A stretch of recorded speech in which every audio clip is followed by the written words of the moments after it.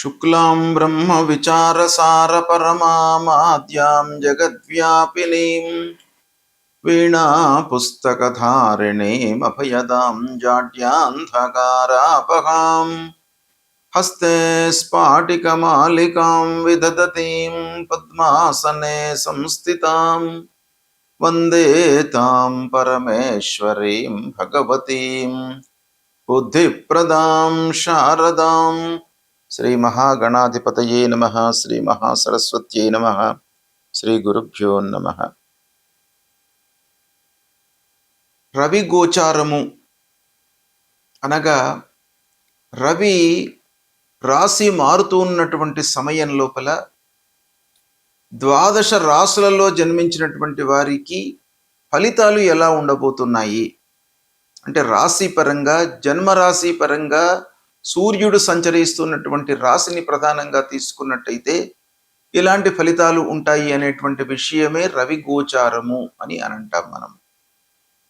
అయితే 17 ఆగస్టు 2026 నుండి 17 సెప్టెంబర్ 2026 మధ్యకాలంలో సూర్య భగవానుడు స్వక్షేత్రమైనటువంటి సింహరాశిలో సంచరిస్తున్నాడు. సింహరాశి సూర్య భగవానుడికి చాలా బలీయమైనటువంటి స్థానం. అలాంటి స్థానంలో సూర్య భగవానుడు సంచరిస్తున్నాడు కనుక ఈ సంచారము రాసుల వారికి ఎలాంటి ఫలితాన్ని ఇస్తుంది అనే విషయాన్ని మనం కనుక చూసినట్టయితే ఈ సంచారము ఫలితాలను గోచార స్థానాన్ని, తర్వాత రాస్యాధిపతికి, సూర్యుడు సంచరిస్తున్నటువంటి రాస్యాధిపతికి మిత్ర శత్రుత్వ సమత్వాలను దృష్టిలో పెట్టుకొని, తర్వాత సూర్య భగవానుడు ఏ రాశిని చూస్తూ ఉన్నాడు అంటే వీక్షణను కూడాను దృష్టిలో పెట్టుకొని, తర్వాత ప్రవేశ సమయంలో ఉన్నటువంటి చంద్రాధిష్ఠిత రాశిని దృష్టిలో పెట్టుకొని, వేద, విపరీత వేద ఇలాంటి అన్ని ఫ్యాక్టర్స్ను కూడాను దృష్టిలో పెట్టుకొని సూర్య సంచారం మూలకంగా ద్వాదశ రాశుల వారికి ఎలాంటి ఫలితాలు ఉండబోతున్నాయి అనేటువంటి విషయాన్ని మనము తెలుసుకుందాం. వృశ్చిక రాశి వారికి రవి గోచారము ఎలా ఉంది అనే విషయాన్ని గనక మనం చూసినట్టయితే 17 ఆగస్టు నుండి 17 సెప్టెంబర్ మధ్యకాలంలో స్వక్షేత్రమైనటువంటి సింహరాశిలో సూర్యుడు సంచరిస్తున్నాడు. ఈ వృశ్చిక రాశి జాతకులకు సింహరాశి దశమ స్థానం అవుతుంది. అంటే దశమ స్థానంలో సూర్యుడి యొక్క సంచారము చాలా అనుకూలంగా ఉంటుంది. అన్ని విషయాల లోపల కూడాను మీకు కలిసి వస్తుంది ఈ నెల రోజుల పాటు. అయితే దశమ స్థానము వృత్తికి సంబంధించినటువంటి స్థానం. మీరు చేసేటువంటి పనులపైన సూర్యుడి యొక్క సంచారం బాగా ఉంటుంది కాబట్టి, అంతేకాకుండా వృశ్చిక రాశికి అధిపతి కుజుడు, సూర్యుడు మిత్రగ్రహాలు, వీళ్ళ ఇద్దరి మధ్యన మిత్రత్వం ఉంది. అంతేకాకుండా దశమంలో గోచార రీత్యా సంచారం చేస్తున్నాడు కాబట్టి ఉద్యోగం చేస్తూ ఉన్నటువంటి వారికి ప్రమోషన్ లభించేటువంటి అవకాశాలు ఈ మంత్ లోపల చాలా ఉన్నాయి. వర్క్ ప్లేస్ లోపల యాజమాన్యంతో కానివ్వండి, అధికారులతో కానివ్వండి, మీరు సుహృద్భావ వాతావరణాన్ని మెయింటైన్ చేస్తారు, స్నేహపూర్వకంగా ఉంటారు, వాళ్ళ యొక్క ఆదరణ మీకు బాగా లభిస్తుంది. ఇక వ్యాపారం చేస్తున్నటువంటి వాళ్లకు కూడాను చాలా డెవలప్మెంట్ ఉంది ఈ నెల రోజుల పాటు. దాన్ని దృష్టిలో పెట్టుకొని మీరు కొత్త పనులను కానివ్వండి, ఇంకా వ్యాపార విస్తరణ లోపల కానీ మనసు పెట్టినట్టయితే మీకు సత్ఫలితాలు కలుగుతాయి. ఇకపోతే సమాజంలో గౌరవ ప్రతిష్టలు కూడాను మీకు బాగా కనబడుతున్నాయి. అయితే దశమ స్థానంలో ఉన్నటువంటి సూర్య భగవానుడు సప్తమ దృష్టితో చతుర్థ స్థానాన్ని చూస్తున్నాడు. చతుర్థ స్థానంపై దృష్టి ఉండడం మూలకంగా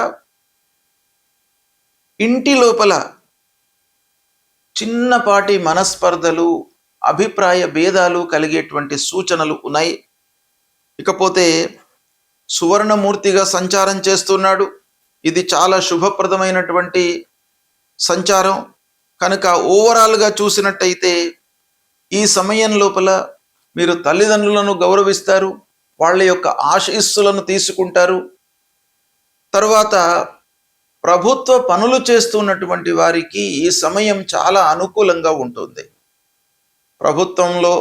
ప్రభుత్వ పనులను ప్రభుత్వ కాంట్రాక్టర్లే అనుకోండి, లేదా రాజకీయ నాయకులు, వీళ్ళందరికీ కూడాను ఈ సమయం బాగా కలిసి వస్తుంది.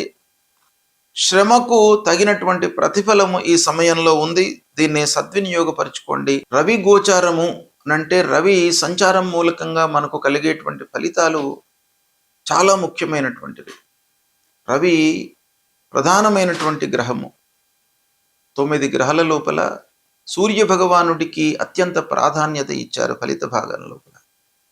కాబట్టి అలాంటి సూర్యుడి గోచార రీత్యా 3, 6, 10, 11 స్థానాలలో సంచరిస్తున్నప్పుడు శుభ ఫలితాలను ఇస్తాడు.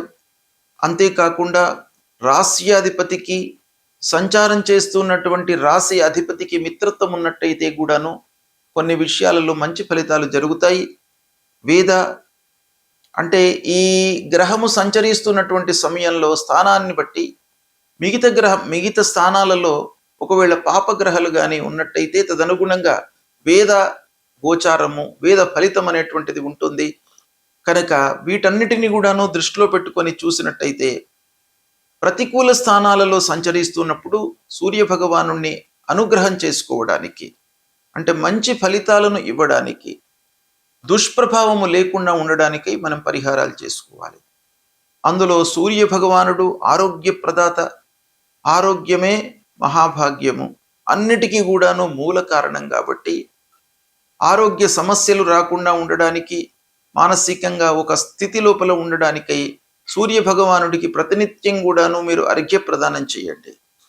3 సార్లు నీళ్లు వదిలిపెట్టడము సూర్యుడికి ఉదయం పూట, ఉదయం సూర్యోదయ సమయంలో, లేదా కొంత 8 లోపు మీరు అలాంటిది చేసినట్టయితే సూర్యుడి యొక్క అనుగ్రహం లభిస్తుంది. ఆదిత్య హృదయాన్ని ప్రతినిత్యం కూడాను పారాయణం చేయండి. ఇక గాయత్రి ఉపాసన చేయండి. గాయత్రి మంత్రాన్ని 108 సార్లు మీరు చదవండి, పారాయణం చేయండి. గురుముఖత ఉపదేశం తీసుకున్నటువంటి వాళ్ళు ముఖ్యంగా గాయత్రి మంత్రాన్ని ప్రతినిత్యం కూడాను మీరు పారాయణము, జపం చేసినట్టయితే ఆ సూర్య భగవానుడి యొక్క అనుకూలత మీకు బాగా ఉంటుంది. ఇక సూర్యుడికి సంబంధించినటువంటి మూల మంత్రాన్ని మీరు చదువుకోండి. జప కుసుమ సంకాశం కాశ్యపేయం మహద్యుతిం తమోరిం సర్వపాపఘ్నం ప్రణతోస్మి దివాకరం అనేటువంటి ఈ మూల మంత్రాన్ని చదువుకోండి.